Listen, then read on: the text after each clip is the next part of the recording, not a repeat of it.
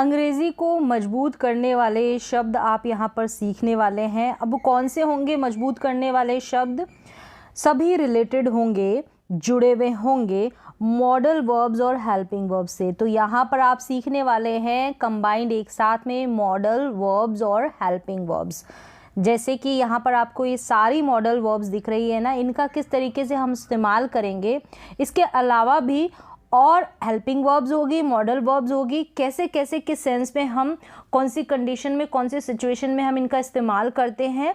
तो चलिए समझते हैं और सीखते हैं। तो सबसे पहले यहाँ पर देखें, हैज़, हैव और हैड और विल हैव, इनका यूज़ हम कब करते हैं?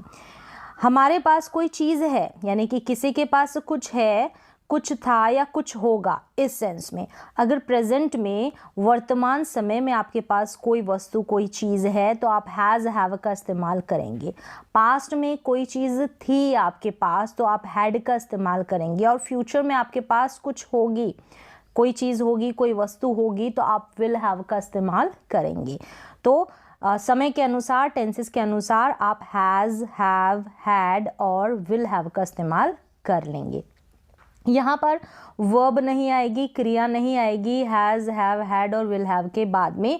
यहाँ पर जिस चीज़ की बात की जाएगी, जिस वस्तु की बात की जाएगी, वो वस्तु और वो चीज़ आएगी। यहाँ पर देखें, जैसे एग्जाम्पल्स, मेरे पास कार है, कार कोई वर्ब है, क्रिया है, नहीं है, तो I have a car. Has, have, इनका इस्तेमाल आप सब्जेक्ट के अनुसार कर लें, जैसे कि ही, शी, इट और सिंगुलर सब्जेक्ट होंगे उनके साथ आप हैज़ लगाएंगे। प्लूरल सब्जेक्ट होंगे, आई हो गया, वी, यू, दे, इनके साथ आप हैव का इस्तेमाल करेंगे। मेरे पास कार है, आई हैव अ कार। मेरे पास कार थी, यानी पास्ट की बात हो रही है तो आई हैड अ कार। तो हैड का इस्तेमाल सभी सब्जेक्ट के साथ होता है, बस आपको हैज़ और हैव में ध्यान रखना है, सब्जेक्ट के अकॉर्डिंग इनका इस्तेमाल करना है। और फ्यूचर में होगी, मेरे पास कार फ्यूचर में, ठीक है, होगी, तो I will have a car, मेरे पास कार होगी।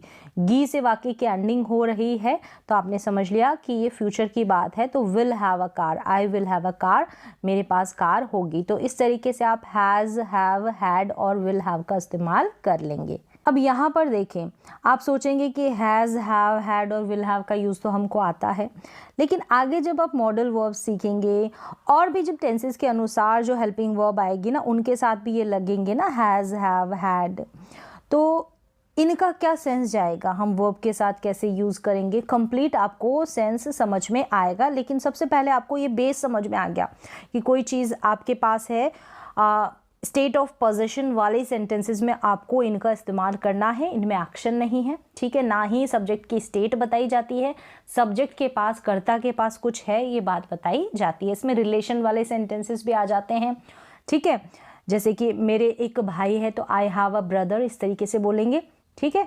चलिए नेक्स्ट हम आगे चलते हैं, वुड हैव का इस्तेमाल देखिए। वुड हैव, जो वुड क्या है, एक मॉडल वर्ब है, वुड के साथ हैव अटैच हो गया है, तो क्या सेंस जाएगा, देखें, वुड हैव प्रेजेंट पॉसिबिलिटी को दिखाने के लिए आप इसका इस्तेमाल करेंगे, प्रेजेंट पॉसिबिलिटी को दिखाने के लिए। और इसके जो हिंदी के वाक्य हैं उनकी पहचान गा, गे, गी वाले सेंस में होगी। यहाँ पर देखिए, अब वुड हैव को लेकर हम दो तरीके से सेंटेंसेस को देखेंगे। वुड हैव यहाँ पर भी है, ठीक है, कंपैरिजन के साथ, यहाँ पर भी वुड हैव है, क्लियर है।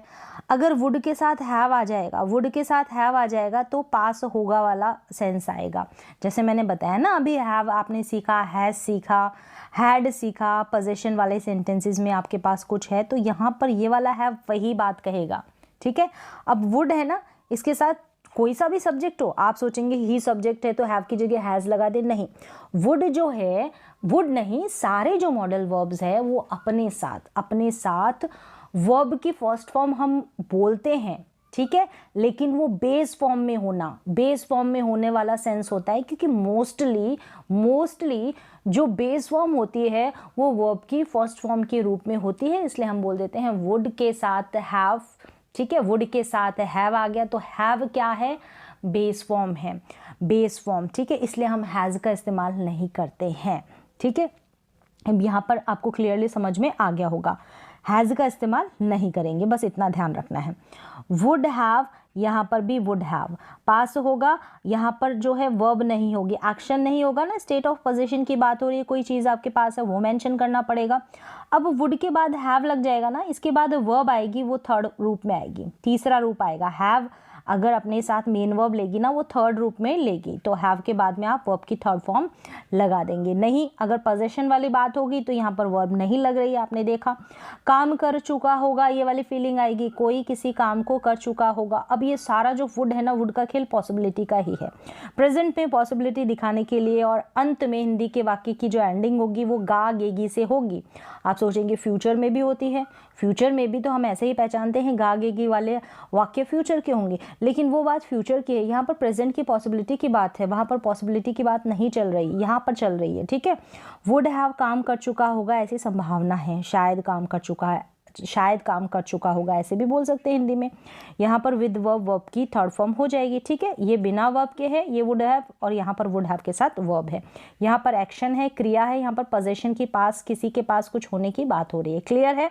चलिए, गागेगी से वाक्य की एंडिंग होगी, दोनों में ही, ठीक है, दोनों में ही ऐसी संभावना है, मैंने बता दिया। इसमें भी पॉसिबिलिटी है, पॉसिबिलिटी के जितने भी मॉडल्स है तो वो पॉसिबिलिटी का सेंस तो जाता ही है ना, उनमें अंदाज़ा वाला सेंस जाता है।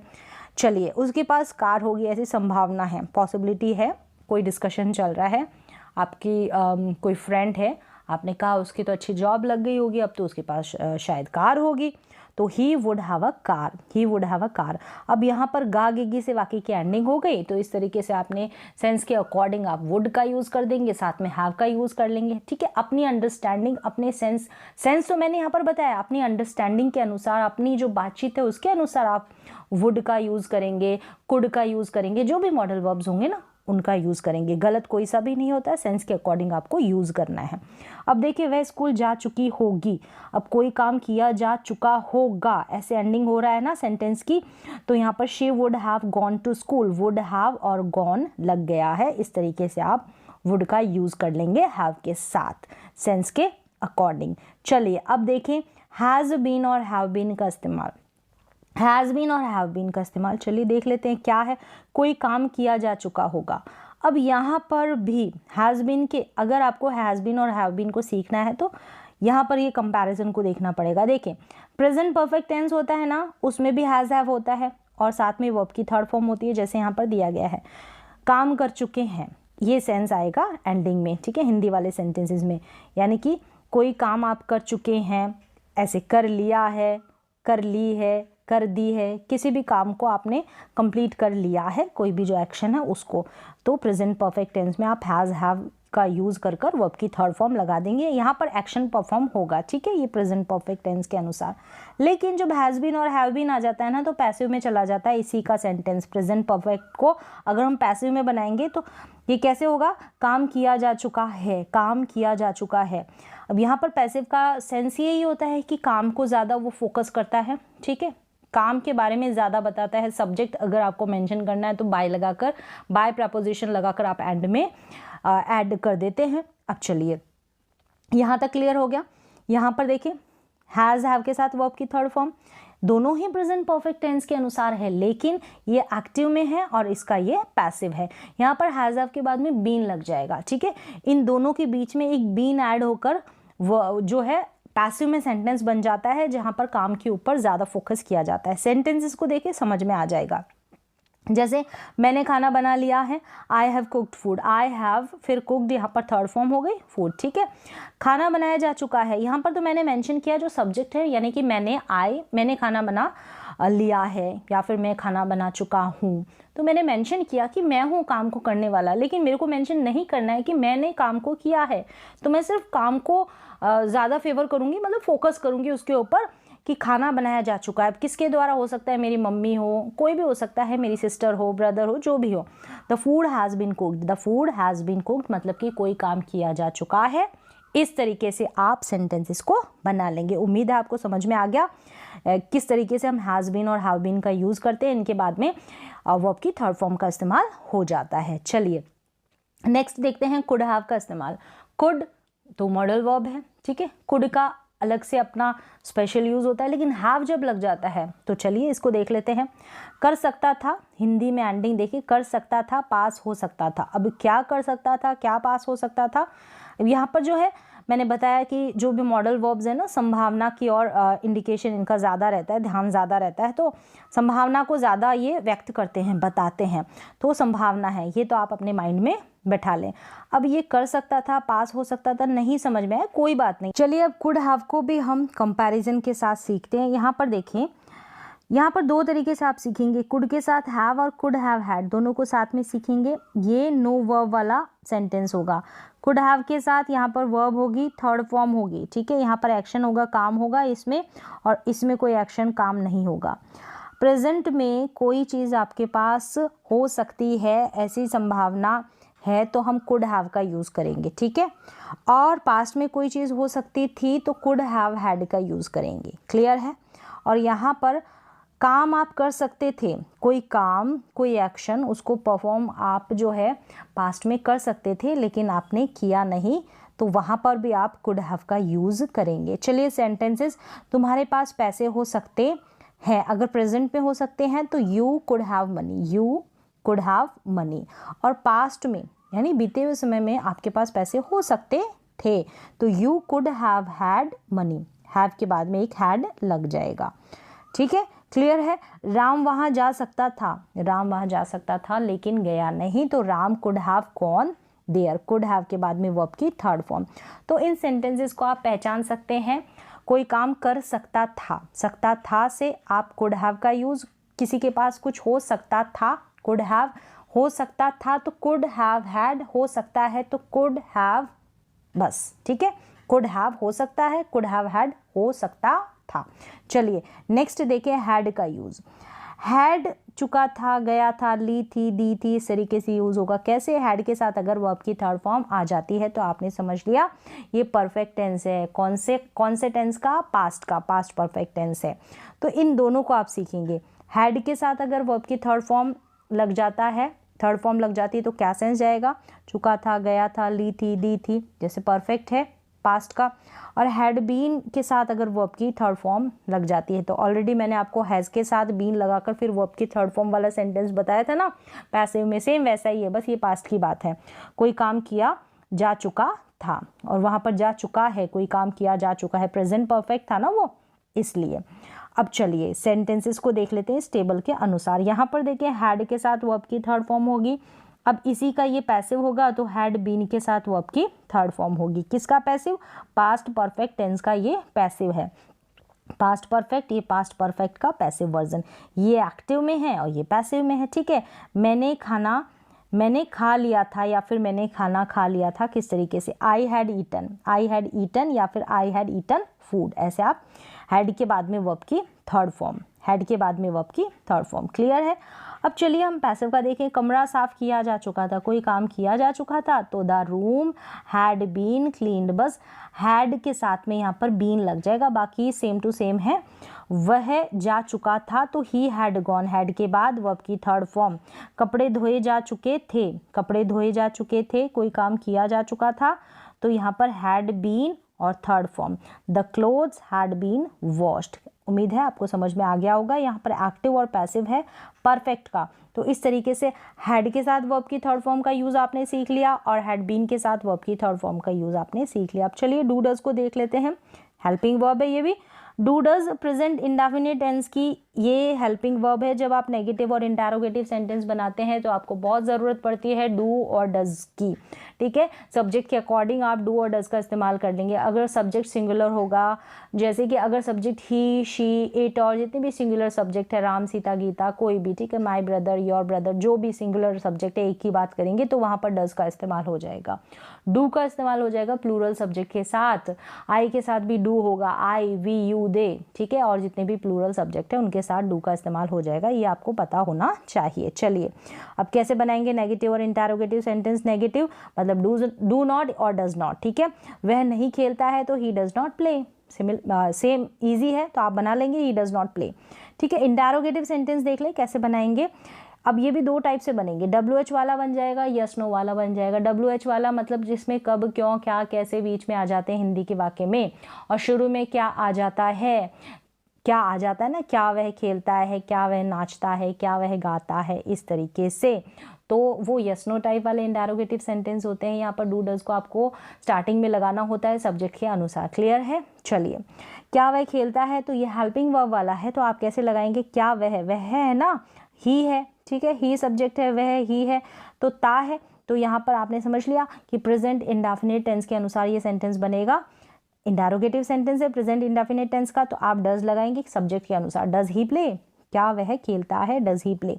अब इसको हम WH फैमिली वाला इंटरोगेटिव, वह क्यों खेलता है बनाया ना, वह क्यों खेलता है, तो कब, क्यों, क्या, कैसे, WH जितने भी वर्ड्स है, यानी हिंदी में कब, क्यों, क्या, कैसे बीच में आ जाता है, तो इसको हम स्टार्टिंग में रखेंगे इंग्लिश में, तो क्यों का वाई हो जाएगा, क्यों का वाई। अब जस्ट इसके बाद में आपको जो ये डू डज है ना, हेल्पिंग वर्ब है, इनको लगाना है सब्जेक्ट के अनुसार। ही सब्जेक्ट है इसलिए डज लगा, वाई डज ही प्ले। उम्मीद है आपको समझ में आ गया होगा, मतलब कि डू डज का इस्तेमाल। चलिए नेक्स्ट चलते हैं। अबाउट टू काम करने वाले हैं, या कोई काम करने वाले थे, आप कोई काम करने वाले हैं ऐसा सेंस आए, या फिर पास्ट में आप कोई काम करने वाले थे कि या नहीं करने वाले थे या करने वाले हैं, तो वो वहाँ पर आप अबाउट टू का यूज़ करेंगे। जैसे कि वह आने वाला है, प्रेजेंट का है, वह आने वाला है, तो ही है, ही के साथ इज लगाएंगे, फिर about to, he is about to come, वह आने वाला है, आया नहीं है लेकिन आने वाला है। वे जाने वाले हैं, they are about to go, they are about to go, और वे जाने वाले थे तो क्या हो जाएगा, दे वर अबाउट टू गो, ठीक है, वहाँ पर वॉज वर का इस्तेमाल कर लेंगे। तो हम टेंसेस के according was were is am are का यूज़ कर लेंगे, और सब्जेक्ट के अनुसार, ठीक है, सब्जेक्ट का ज़रूर ध्यान रखें, मतलब ही के साथ हम क्या लगाएंगे, शी के साथ हम क्या लगाएंगे, जितने भी सब्जेक्ट है, बेसिक जो सब्जेक्ट है ना, उनके साथ आपको किस तरीके से हम हेल्पिंग वर्ब का इस्तेमाल करते हैं, जैसे डू का, डज का, हैज़ का, हैव का, ये आपको आना चाहिए। चलिए, हैड टू का इस्तेमाल, कोई काम करना पड़ा, मजबूरी में कोई काम करना पड़ा या करना पड़ता था, ऐसे सेंस में, जैसे कि मुझे खेलना पड़ा, मुझे जाना पड़ा, मुझे नाचना पड़ा, मुझे पढ़ना पड़ा, मुझे खाना पड़ा, ऐसे वाक्यों में आप हैड टू का इस्तेमाल करेंगे। पड़ा था, यहाँ पर आप ऐसे कर ले, पड़ा था, कोई काम करना पड़ा या कोई काम करना पड़ा था, करना पड़ा या करना पड़ा था, इस तरीके से वाक्य की एंडिंग हो जाएगी। हिंदी में आप ऐसे पहचान लेंगे। मुझे पढ़ना पड़ा, उसे खाना बनाना पड़ा, मजबूरी में, ठीक है, बनाना तो नहीं चाहता लेकिन ये काम करना पड़ा, ज़रूरी भी हो सकता है, मजबूरी भी हो सकती है, ठीक है, कंपल्शन है, कोई बाध्यता है, तो आई हैड टू स्टडी, मुझे पढ़ना पड़ा, उसे खाना बनाना पड़ा, तो he had to cook food, he had to cook food, इस तरीके से आप बना लेंगे। हैविंग टू, तो कॉन्टिन्यूस टेंस की जैसे हैव के साथ आईएनजी लग गया है ना, तो मजबूरी में कोई काम करना पड़ रहा है, कोई काम करना पड़ रहा है या करना पड़ रहा था, प्रेजेंट में पढ़ रहा है, पढ़ रहा था, रही थी, रहा है, रही है, तो आईएनजी वाले लग जाएगी ना वर्ब यहाँ पर, तो हैव के साथ हैविंग लग गया। टू के बाद में जो भी वर्ब आएगी ना, वो फर्स्ट रूप में आपको इस्तेमाल करनी है। मुझे जाना पड़ रहा है, I am having to go, मुझे जाना पड़ रहा था, तो I was having to go, इस तरीके से आप हेल्पिंग वर्ब है ना, is am are was verb को चेंज कर लेंगे। मुझे खाना बनाना पड़ रहा है, मुझे ये काम करना पड़ रहा है, तो I am having to cook food, मुझे खाना बनाना पड़ रहा था, I was having to cook food. Clear है? हैविंग टू और वर्ब की थर्ड फॉर्म, इस तरीके से आप बना लेंगे। अब कैन बी का यूज़ देख ले, कैन बी भी एक मॉडल वर्ब है, कैन के साथ बी, कैन के साथ बी, ठीक है। अब कैन के साथ बी लगने के बाद हम 3 तरीके से वाक्य बनाना सीखेंगे। देखें, यहाँ पर कैन के साथ बी, यहाँ पर भी कैन के साथ बी, कोई कहीं हो सकता है, यहाँ पर भी पॉसिबिलिटी भी कैन की जो होगी ना वो हाई होगी, ठीक है, पॉसिबिलिटी संभावना, कैन भी जो है पॉसिबिलिटी को यहाँ पर शो कर रहा है। और एबिलिटी के बारे में जब बात करते हैं तो सिर्फ हम कैन का यूज़ करते हैं, ठीक है। तो देखें, नो वर्ब यहाँ पर विद वर्ब, कैन के साथ बी है लेकिन वर्ब है, अब कैसे क्या है वो देखेंगे।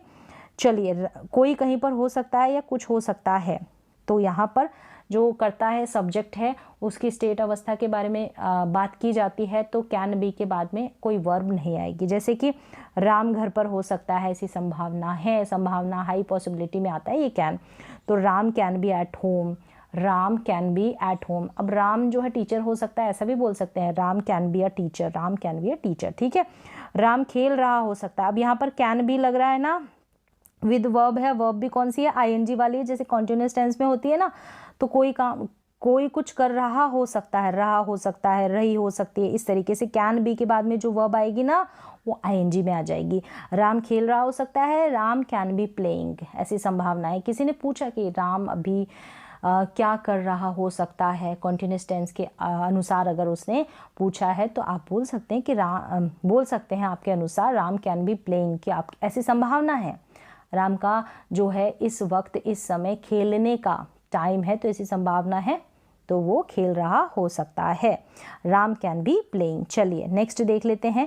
दो यूजेस तो आपने देख लिए, कैन के साथ बी। अब यहाँ पर देखें, कैन के साथ बी है लेकिन काम किया जा सकता है, काम की बात हो रही है, इसका मतलब पैसिव की ओर ये फोकस कर रहा है। तो मुझे पढ़ाया जा सकता है, ठीक है, मुझे पढ़ाया जा सकता है, मेरे ऊपर काम हो सकता है, तो I can be taught. Can be के बाद में वर्ब की थर्ड फॉर्म, तो यहाँ पर कैन बी लगकर जो है पैसिव बनाया गया है इस कैन मॉडल का। बी के बाद में जितने भी मॉडल वर्ब्स है ना, ध्यान रखना, जितने भी मॉडल वर्ब्स है ना, जब हम उनका पैसिव बनाते हैं ना तो हमको मॉडल वर्ब के बाद में बी रखना होता है, और उसके बाद हम क्या करते हैं, थर्ड रूप लगाते हैं, वर्ब की थर्ड फॉर्म लगाते हैं। हम कैन के तुरंत बाद हम वर्ब की थर्ड फॉर्म का इस्तेमाल नहीं कर सकते। जो पैसिव सेंटेंसेस है ना वो वर्ब की थर्ड फॉर्म की डिमांड करते हैं, तो हमको मॉडल वर्ब के बाद में कैन लगाना पड़ता है, कैन नहीं बी लगाना पड़ता है। कैन के बाद जैसे बी लगा है, और बी के बाद में हमको वर्ब की थर्ड फॉर्म लगानी पड़ती है पैसिव बनाने के लिए। क्लियर है? चलिए, सभी के साथ ऐसा ही रोल चलता है। शुड के ऊपर आ जाएं। शुड चाहिए, सिर्फ शुड की बात हो रही है, सलाह की बात की जाती है। शुड जो है संभावना, पॉसिबिलिटी की ओर भी इशारा करता है। तो यहाँ पर अगर आपको सलाह देनी है, कोई और आपको सलाह दे रहे हैं, आप किसी और को सलाह दे रहे हैं, तो इस तरीके से एडवाइस के सेंस में आप, और हिंदी में जो पहचान है इसकी चाहिए हो जाएगी, लेकिन सलाह का भाव झलकना चाहिए। ठीक है, तुम्हें बोलना चाहिए, you should speak. You should speak मतलब कहीं पर आपको बोलने के लिए कहा गया और आप एडवाइस दे रहे हैं कि आपको बोलना चाहिए। ठीक है, अभी बोलना चाहिए मतलब बोलते नहीं हो तो आपको बोलना चाहिए, इस तरीके से। उसे कड़ी मेहनत करनी चाहिए, उसे कड़ी मेहनत करनी चाहिए, तो ही शुड वर्क हार्ड। यहाँ पर देखिए एक चीज़ और है, यहाँ पर चाहिए प्रेजेंट की बात हो रही है। अब किसी को कोई काम करना चाहिए था तो आगे या तो मैंने मेंशन कर दिया, यहाँ पर भी क्लियर कर देती हूँ, शुड हैव के साथ में वर्ब की थर्ड फॉर्म लग जाएगी। जैसे तुम्हें बोलना चाहिए, अभी इस वक्त की बात है, तो यू शुड स्पीक, और तुम्हें बोलना चाहिए था तो you should have spoken. Speak, spoke, spoken, you should have spoken, इस तरीके से आप बना लेंगे सेंटेंसेस। क्लियर है? चलिए आगे देखेंगे, मेंशन होगा यहाँ पर। तो शुड बी, अब शुड के साथ बी लग गया है, इसके भी हम 3 प्रकार से यूजेस देखेंगे। देखिए शुड बी क्लियर है, कहीं होना चाहिए था। यहाँ पर जो है सब्जेक्ट की स्टेट की बात की जाएगी, कर्ता की अवस्था की बात की जाएगी, कोई एक्शन नहीं होगा, कोई क्रिया नहीं होगी परफॉर्म। ठीक है, शुड बी यहाँ पर जो है कॉन्टिन्यूअस टेंस की जैसे आ जाएगा, मतलब बी के बाद में जो भी वर्ब आएगी ना वो आईएनजी रूप में आ जाएगी। कुछ कर रहे होना चाहिए था, ऐसी संभावना हो सकती है, या फिर एडवाइस भी झलकती है उसमें। ठीक है, सलाह के सेंस में कि उसे ये काम कर रहे होना चाहिए। ठीक है, इस वक्त उसको ये काम कर रहे होना चाहिए, तो एक तरीके से अभी उसको पढ़ रहे होना चाहिए, उसके एग्जाम है, इसलिए ये कॉन्टिन्यूटी की ओर इशारा कर हम बी के साथ में आईएनजी वाली वर्ब लगा देंगे। बी के साथ नहीं, बी के बाद में मेन वर्ब के साथ आप आईएनजी जोड़ देंगे। जैसे यहाँ पर देखिए, अब एग्जाम्पल्स इन दोनों के, उसे घर पर होना चाहिए, किसी को कहीं पर होना चाहिए, किसी को कहीं पर होना चाहिए। यहाँ पर स्टेट की बात की जा रही है, कुछ होना चाहिए या कहीं होना चाहिए। ठीक है, उसे, तो he should be at home. Clear है, he should be at home. उसे खेल रहा होना चाहिए, अब उसे जो है खेल रहा होना चाहिए, उसने काफ़ी पढ़ाई कर ली, अब उसे खेल रहा होना चाहिए। ही शुड बी एट होम ये हो गया। ही शुड बी प्लेइंग, उसे खेल रहा होना चाहिए, अभी उसके खेलने का वक्त है। ठीक है, चलिए पैसिव में भी देख लें, शुड बी के पैसिव में भी तो देखेंगे ना, साथ में 3 यूजेस। तो मुझे पढ़ाया जाना चाहिए, आई शुड बी टॉट, मेरे ऊपर काम किया जाना है पढ़ाए जाने का, तो आई शुड बी टॉट, मैं नहीं पढ़ा रही हूँ। ठीक है, मुझे पढ़ाया जाना चाहिए, आई शुड बी टॉट, मेरे एग्ज़ाम है या फिर कल मेरा क्लास टेस्ट है, जो भी है, तो मुझे पढ़ाया जाना चाहिए। इस तरीके से सेंटेंसेस आप बना लेंगे। देखिए यहाँ पर कैन और कुड को भी साथ में समझ लेते हैं। कैन जो है प्रेजेंट एबिलिटी की बात करता है, कुड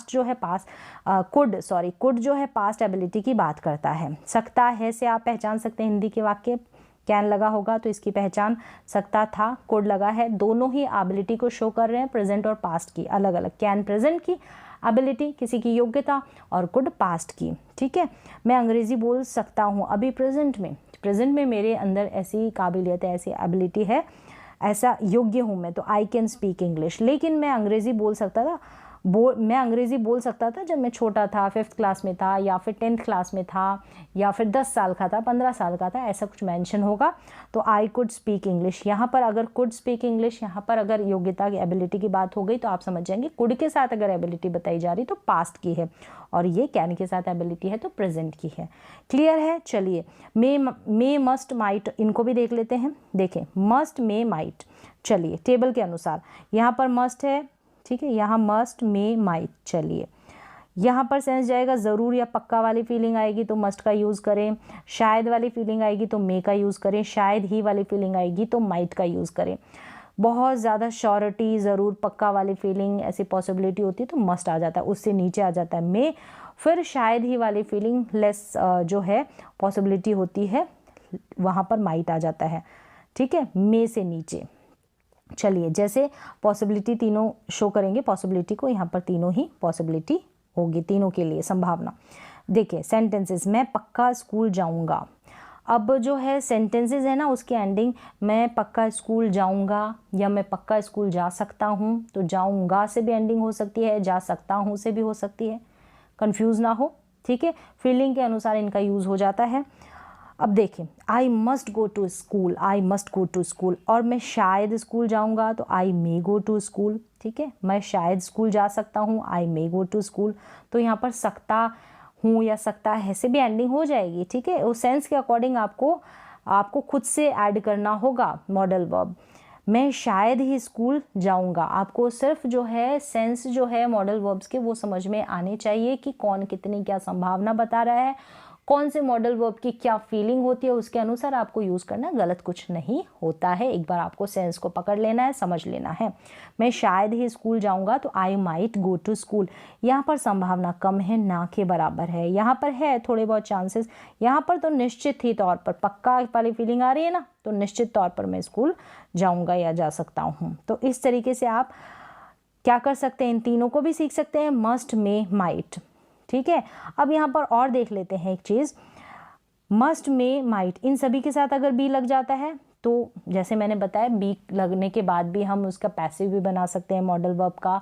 हम वर्ब की थर्ड फॉर्म का इस्तेमाल कर हम कॉन्टिन्यूस टेंस की, जैसे हम बी के बाद आईएनजी रूप भी लगा सकते हैं। ठीक है, हम किसी के पास कुछ होने की बात कही जा रही है कि पक्का उसके पास कार होगी, शायद ही उसके पास कार होगी, या शायद उसके पास कार होगी, तो हम क्या कर सकते हैं, मस्ट हैव, माइट हैव, ठीक है, मे हैव यूज़ कर सकते हैं ना, कर सकते हैं। इतना काफ़ी कुछ सीख लिया तो आपको अब समझ में आ गया। कोई कुछ, यहाँ पर देखिए, कोई कुछ होगा तो बी लग रहा है कि वो पक्का टीचर होगा, he must be a teacher. वो शायद टीचर होगा, ही मे बी अ टीचर। वो शायद ही टीचर होगा तो he might be a teacher. इस तरीके से आप यूज़ कर लेंगे। या कहीं होगा, ठीक है, कहीं होगा, घर पर होगा, ऑफिस में होगा, स्कूल में होगा। और कोई कुछ कर रहा होगा तो वो पक्का क्या कर रहा होगा, खेल रहा होगा, ही मस्ट बी प्लेइंग। इस तरीके से आप यूज़ कर लेंगे पक्का, शायद ही, शायद वाली फीलिंग से। यहाँ पर देखिए हैव का भी मैंने बता ही दिया कि मस्ट के बाद में हैव, मे के बाद में हैव, माइट के बाद में हैव। पक्का राम के पास कार होगी, पक्का, ठीक है, पक्का, तो Ram must have a car, Ram must have a car. इस तरीके से आप यूज़ कर लेंगे। उम्मीद है कि काफ़ी सारे आपने मॉडल वर्ब्स यहाँ पर सीख लिए हैं, हेल्पिंग वर्ब्स भी सीखी है। जितने भी मॉडल वर्ब्स यहाँ पर मैंने बताए हैं ना, तो सारे मॉडल वर्ब्स का आप इस्तेमाल ऐसे कर सकते हैं सेंस के अकॉर्डिंग।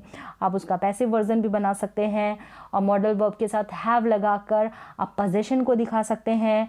मॉडल वर्ब के साथ बी लगाकर आप कॉन्टिन्यूस टेंस के, जैसे कोई किसी काम को कर रहा है, ऐसे वाली फीलिंग में आप यूज़ कर सकते हैं, पॉसिबिलिटी, संभावना के सेंस में मॉडल वर्ब के अनुसार।